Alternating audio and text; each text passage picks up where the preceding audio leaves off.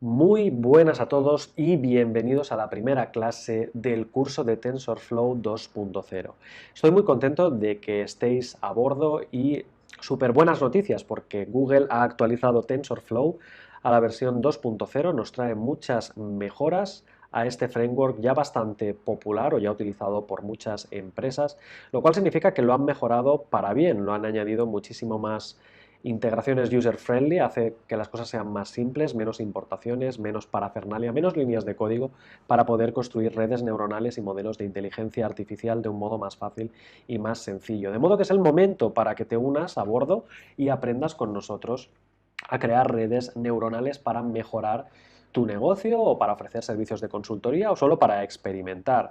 Vais a tener un curso súper completo y práctico en lo que a TensorFlow 2.0 se refiere. Veremos todo lo que puede llevar a cabo y hemos estructurado el curso en 5 partes más algún que otro bonus adicional para poder enfocarnos cada vez en un aspecto diferente de TensorFlow 2.0. Fijaros que es como una combinación del curso de Deep Learning y el curso de Inteligencia Artificial y de Machine Learning, de modo que algunos conceptos ya los hemos cubierto en aquellos cursos, si los habéis tomado tal vez algo os suene de los otros cursos, pero aquí lo veremos hacer todo en TensorFlow 2.0. ¿Construimos modelos de redes neuronales? Sí. ¿De Deep Learning? También. ¿De Inteligencia Artificial? También. Y muchas otras aplicaciones, de modo que en la primera sección lo que voy a hacer es introduciros a TensorFlow 2.0, qué ha cambiado respecto a TensorFlow 1 y qué hay que tener en cuenta para tomar ventaja de estos cambios. Vamos a discutir acerca de qué hay de nuevo y por qué hay que usar TensorFlow 2.0, qué obtenéis con este framework que no obtengáis con los anteriores.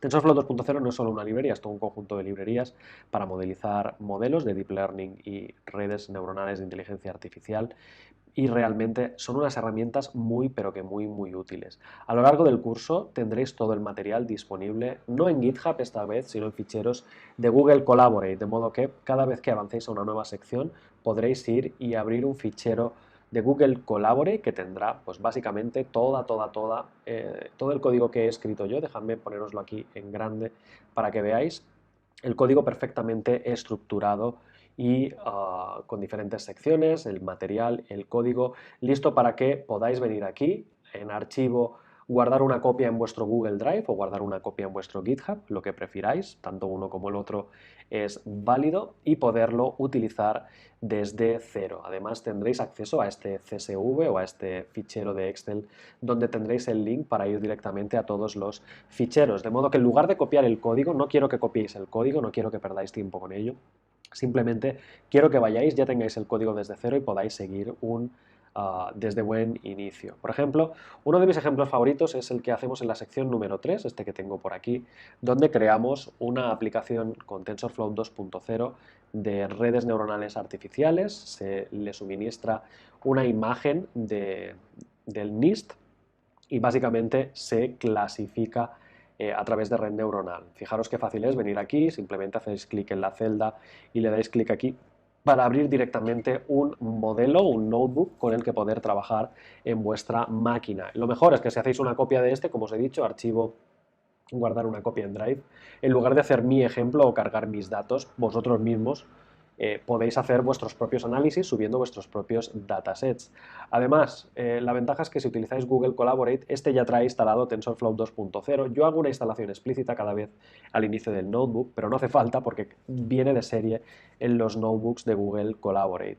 Así que si solo queréis seguir el curso y escucharme, pues podéis tener el apunte exactamente delante. Si queréis escribir texto, podéis crear celdas de código o celdas de texto adicionales y la ventaja es que al ser un notebook lo podéis exportar y compartir con el resto de la comunidad. Así que en nuestro caso empezaremos desde el buen principio con las bases de TensorFlow 2.0, repasando en primer lugar qué hay de nuevo en respecto a la versión anterior. Hablaremos de constantes, variables, tensores y operaciones que podéis llevar a cabo, por supuesto, después de presentarnos, ofreceros los ficheros, bonus del curso y demás, pero lo importante vendrá aquí, sobre todo si has tomado mi curso de TensorFlow 1, para entender qué hay de nuevo en este TensorFlow 2 o qué tienes que tener en cuenta, pues estará todo colapsado en esta sección 2 del curso, donde habrá un fichero de Google Collaborate hablándoos de las diferencias, ¿de acuerdo?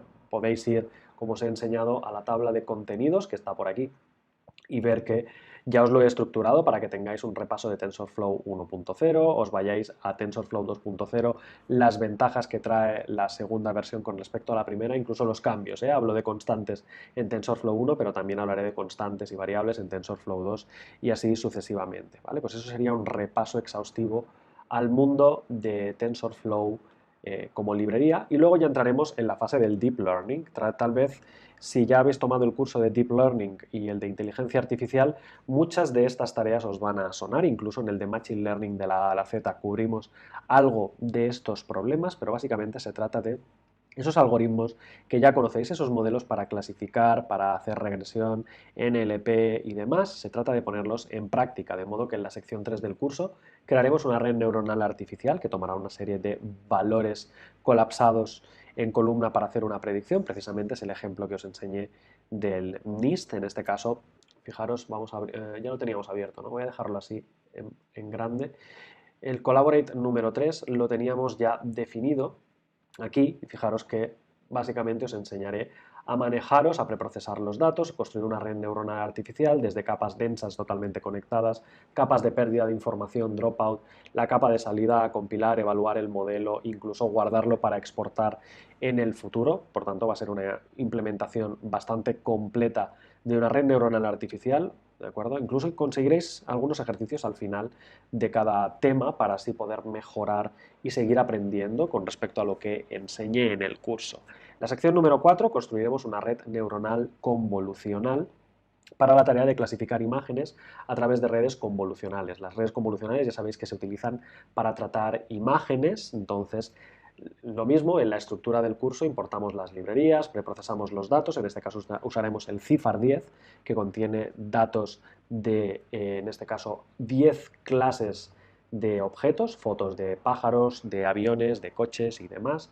Pasaremos por definir capas de convolución seguidas de max pooling, capas de aplanado totalmente conectadas, capas de salida y compilar y evaluar el modelo, de modo que tendréis acceso a una red neuronal convolucional al completo.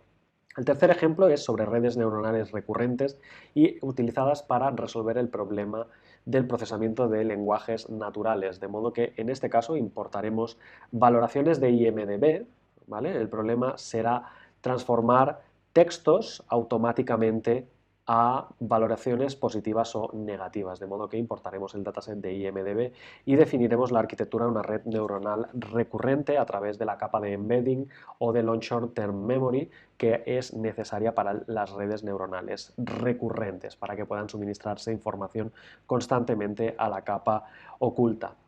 Y por último, la sección número 2 finalizará con aprendizaje por transferencia, es decir, tomaremos una red neuronal que ya ha entrenado ni más ni menos que Google para una competición genérica y lo que queremos es transformar, utilizar, transferir el aprendizaje de esa red neuronal entrenada por Google a una tarea muy concreta, la de clasificar perros y gatitos como los que tenéis aquí. Y básicamente esta será la sección 2 del curso enfocada a resolver problemas del mundo del Machine Learning y del Deep Learning. Luego nos moveremos directamente a la fase número 3 del curso, donde cambiaremos un poco de tercio e iremos a problemas de Deep Reinforcement Learning. Vamos a repasar los conceptos de Deep Reinforcement Learning en caso de que no los hayáis tomado anteriormente, porque sé que son un poquito avanzados, sobre todo la primera vez que os hablan del aprendizaje por refuerzo. Así que la primera sección, si habéis tomado el curso de Deep Learning, os sonará porque son precisamente las transparencias o la teoría del curso del Deep Reinforcement Learning, y a continuación las aplicaremos directamente, como no, a resolver un problema de Deep Reinforcement Learning utilizando TensorFlow 2.0. El problema es bastante divertido porque vamos a crear un bot que va a actuar como broker. Vamos a crear una inteligencia artificial que podrá comprar acciones, vender acciones o mantenerse con el objetivo de maximizar beneficios. Así que si este es un tema que os apasiona, y sé que muchos me lo habéis pedido en mis cursos online, el problema del stock market trading lo vais a resolver con TensorFlow, precisamente chupando de la API de Yahoo el precio de la cotización de varias acciones y definiendo un modelo de inteligencia artificial utilizando Reinforcement Learning.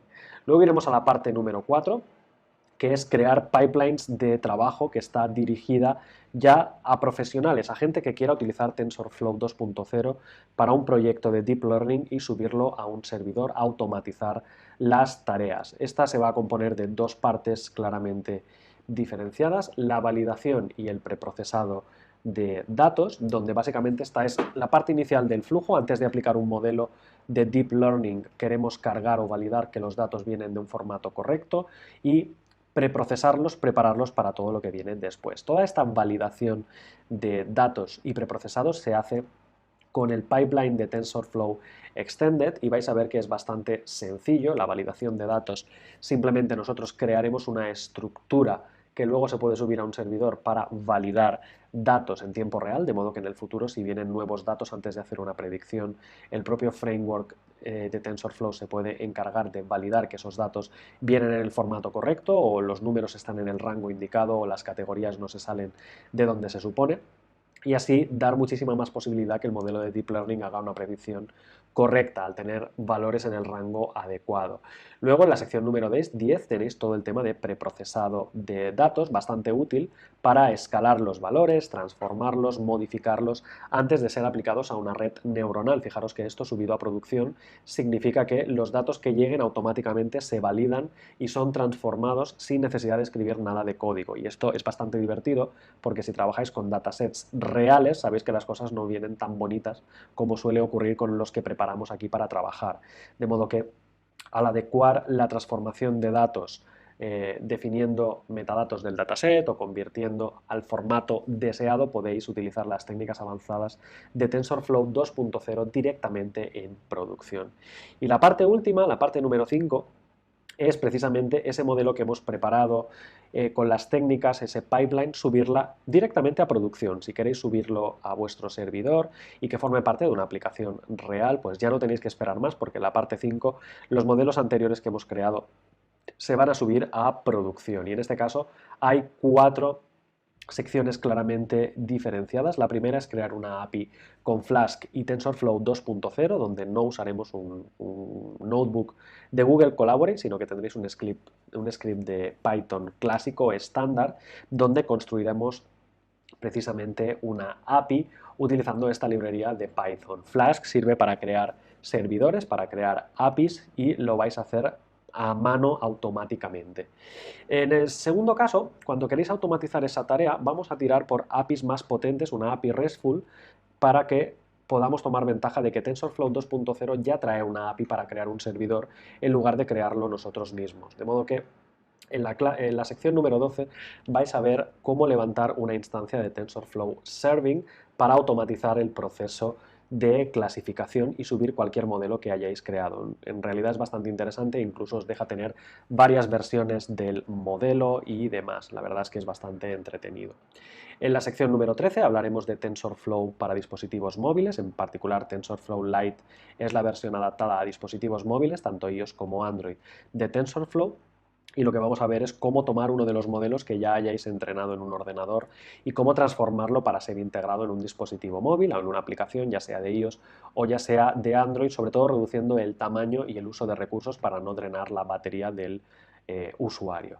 Y así, finalmente, llegaremos a la última sección del curso, donde hablaremos de entrenamiento distribuido utilizando TensorFlow 2.0, un regalo, porque es una técnica que cuesta mucho de dominar si la implementáis vosotros mismos a mano, y es de cómo distribuir los datos en diferentes apartados, en diferentes dispositivos de vuestro ordenador, ejecutar entrenamientos en paralelo, ya sea porque utilizáis diferentes CPUs, diferentes GPUs o bien diferentes servidores, y en este caso tomaremos ventaja de ello para aprender a utilizar TensorFlow 2.0 para que lo haga automáticamente por nosotros. Tomará el modelo que se quiera entrenar y vamos a comprobar en esta sección cómo realmente es igual de rápido entrenar en 25 CPUs que en una GPU, que va a ser el caso que vamos a llevar a cabo, más que nada porque es lo que tiene mi máquina a la hora de entrenar. Pero básicamente este es un punto clave para que poder entrenar tareas más complicadas, datasets más difíciles o arquitecturas más elaboradas se convierta en cuestión de minutos en lugar de que sean días o semanas de entrenamiento. De modo que el entrenamiento distribuido es altamente recomendable para las tareas de Big Data cuando os sobra información, cuando tenéis muchísimos datos o bien tenéis muchísimo arquitectura.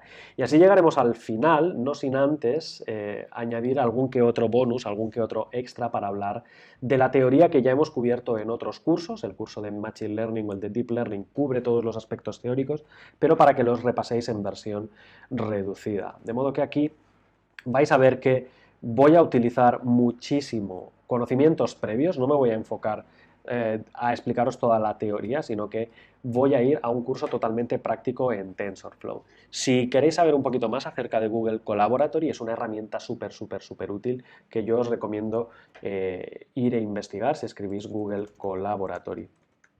Veréis que se integra a la perfección en Google Drive, ahora ya forma parte de Google Drive y tiene notebooks directamente para ser utilizados. Estos son precisamente los que yo ya tengo creados en el curso. Fijaros, hay ejemplos, los recientes que yo ya he utilizado en Google Drive, etcétera, ¿vale? Incluso combinarlo con GitHub, subir uno nuevo y demás. Aquí tenéis toda la información acerca de cómo empezar un nuevo Google Colaboratory. Y básicamente funciona exactamente igual que un notebook de Python, simplemente podéis escribir celdas de texto y hacer aquí, yo que sé, un 2 más 2, ejecutáis con control o command y intro y os da la respuesta, en este caso 2 más 2 serían 4 y en mi caso, fijaros que yo lo he utilizado constantemente a lo largo del curso para importar librerías de Python, incluso hacer instalaciones de ellas, son bastante útiles. Lo podéis hacer con el shortcut que os he dicho, control o command o haciendo clic sobre este botón play, es exactamente lo mismo, no hay ninguna diferencia y yo recomiendo utilizarlo sobre todo porque vais a poder prescindir de copiar todo el texto. Yo ya os lo he preparado, os lo he estructurado, os lo he documentado, he puesto links, he puesto todo lo que hace falta junto con Kirill y compañía del equipo de Super Data Science para que lo tengáis disponible, para que lo podáis utilizar sin ningún problema. De modo que en este Excel vais a tener acceso directo a todos y cada uno de los Google Collaborate, solo tenéis que haceros una copia, no podéis editar el mío, pero sí que os podéis hacer una copia, como os he dicho, y utilizarlo precisamente sin problema para experimentar, romperlo, lo que sea. Podéis volver a hacer otra copia del mío, siempre estarán disponibles, ¿de acuerdo? Y lo más importante, para poderlo editar, archivo, guardar una copia en Google Drive para que, si tenéis una cuenta de Google, que creo que hoy en día todo el mundo tenemos una cuenta de Google, podáis tener una copia directamente para poder trabajar y seguir el curso sin ningún problema. Podréis modificar, traducirlo a vuestro idioma si no os gusta el castellano y añadir los comentarios que consideréis necesarios para que no haya ningún flanco oscuro. Podéis dedicaros a tener el notebook abierto y complementar con algún comentario o algún texto. Os recuerdo que podéis escribir tanto celdas de código como celdas de texto indistintamente. De modo que ya estáis preparados para arrancar una nueva aventura conmigo. Vamos a ir directos a la sección número 1, a hablar de la introducción al curso, donde tendréis todo lo que os hace falta y a partir de ahí pues os esperan unas grandes horas de aventura y análisis de datos que espero que disfrutéis tanto vosotros como nosotros, todo el equipo, hemos disfrutado de crearlo. Os veo en la próxima clase.